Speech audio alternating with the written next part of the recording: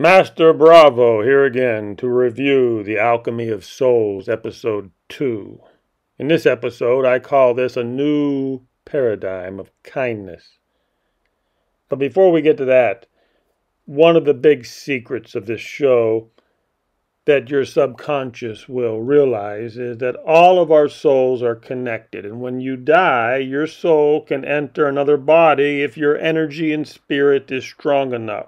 So subconsciously, when you're watching this show, your brain will take this in. And this is why so many people believe that they feel the soul of a loved one has entered their body after that person has died. That's one of the secrets. So here we are again to go over the secrets and mysteries of Alchemy of Souls, episode number 2. By episode number 2, you will clearly understand why it is you must come back. One of the big reasons you will become obsessed with this show is Mudogi. Her facial expressions steal the show. I mean, again, this show is addicting for one big reason. Mudogi's animated facial expressions. So in this episode, we will feature her expressions, as you are watching right now, and we will dig deeper into the alchemy of souls. Yes, the camera really does love her face, and her facial expressions are so animated that you cannot help but want more of whatever that magic is. You just keep on coming back. So let's quickly talk about one of the show's MOs, the standard operating procedure, how they do this show. The show always goes back and forth in time, always showing clips of the past.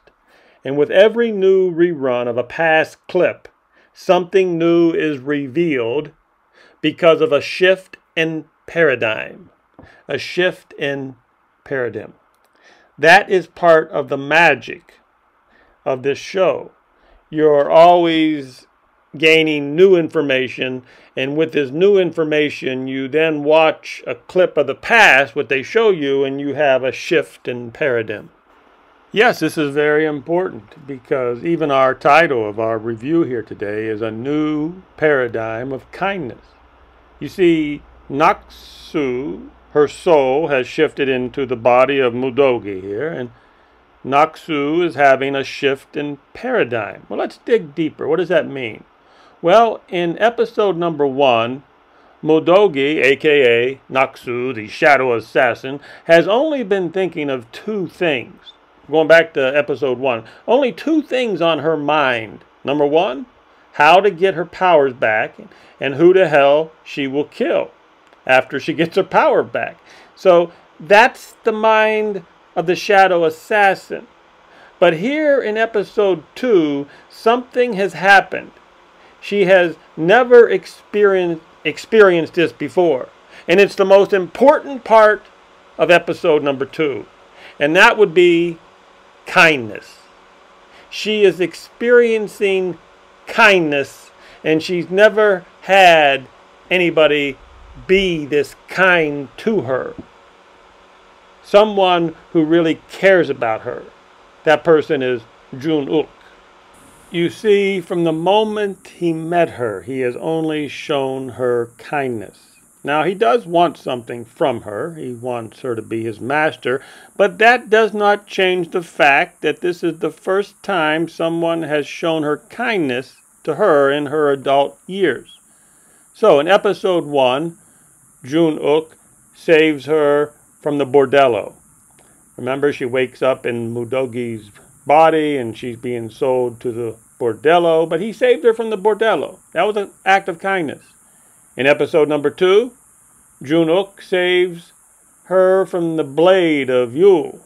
Yule comes in and sees her pointing a blade at his throat, and he takes out his sword and he's going to kill Mudogi, but Jun-uk takes her in his arms and he saves her in that scene. So that's another act of kindness. He saves her life there also.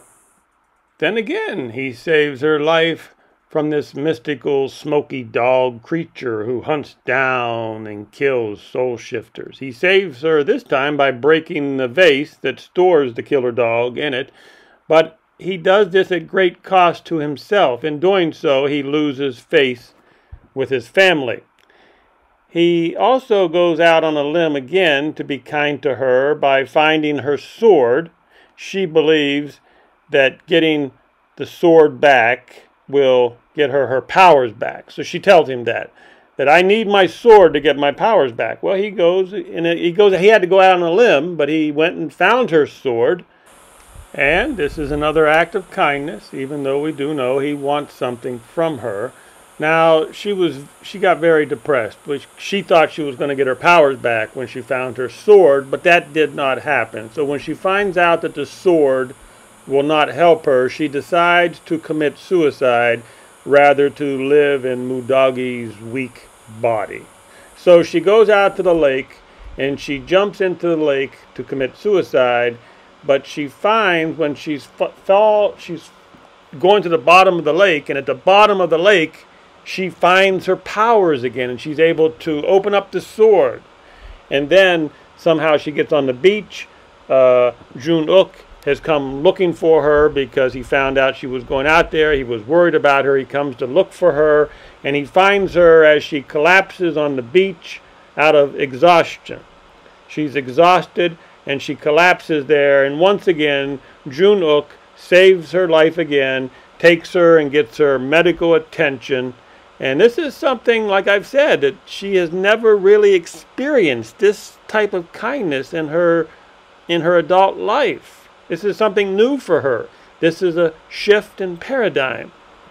So again, Jun-uk took her to the special doctor, and they saved her life. And well, how does the assassin repay somebody for saving her life? Well, that's easy.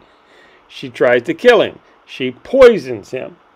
But she does so knowing that if he survives, he will get stronger. So she is experiencing something new here. All the while, from episode 1 all the way up to here, all the while she's only thinking about regaining her powers and how am I going to kill these people. And all the while someone is trying to help her.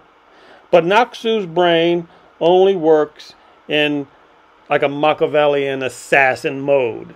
And she learned by trying to commit suicide herself in the lake, she learned that she regained her powers, and that gave her an idea that led her to believe that if she poisoned Jun-uk, that the leader of Songrim, which would be Lord Park Jin, there he is standing up on the right there, he's the leader, he's the elder, he has the ability to open up Jun-uk's energy, he could open up the gate of his energy that's been closed down for his entire life.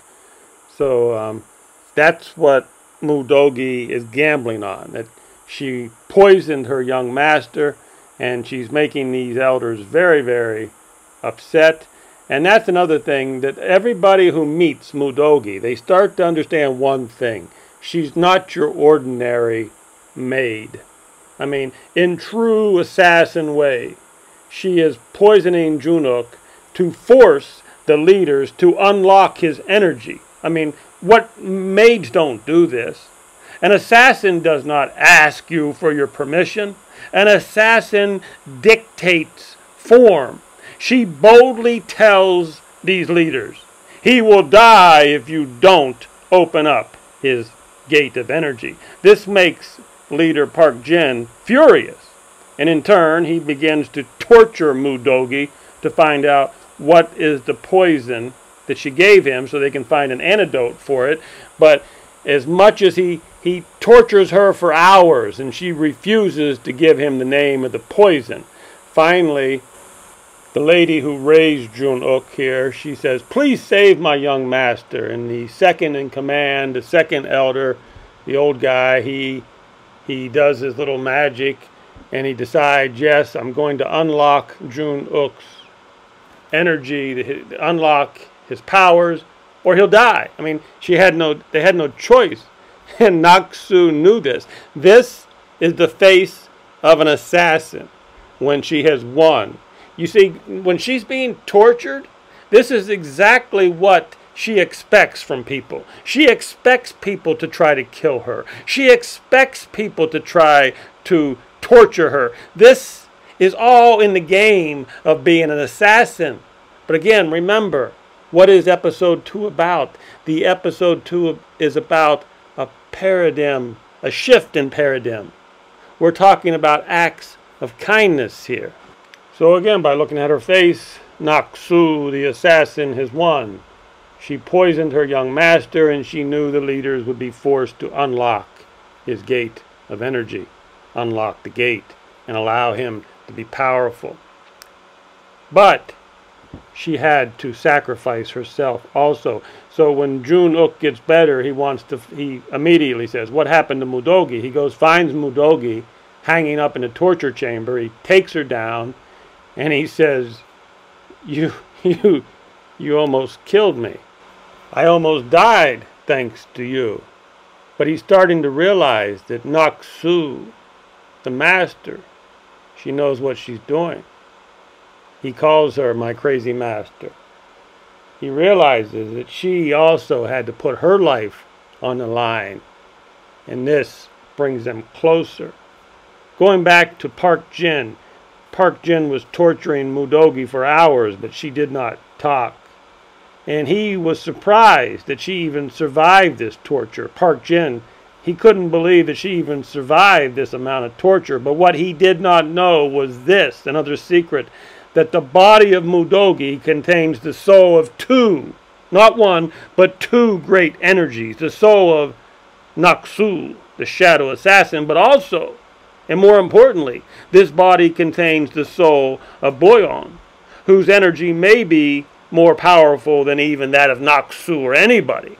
Remember the blind girl, the eldest blind girl of the Jin family. Remember, I think we talked about that. She lost her memory and she got separated from her family, and she was wandering and was taken in by an old lady. And finally, Naksu, the assassin, was able to shift into the blind girl's body, even though she didn't want to. But her name was Boyon, and she's very, very important to this story. She's very, very powerful. And one thing I will leave you with, before we'll see you again on our next review will be of episode number 3, but I'll leave you with something to think about. When Mudogi's eyes are open, she is Naksu, the assassin. So when she decided to poison her young master, hoping that they would do the unthinkable, that the leaders would do the unthinkable, and they would open up his gate of energy, and she won. Rather than see him die, they opened up his gate of energy. She knew that. But her eyes were open, and she was Naksu, the assassin. But think about this. When her eyes are closed, she is then Boyon. Aha! Something to think about until I see you in the next episode, number 3.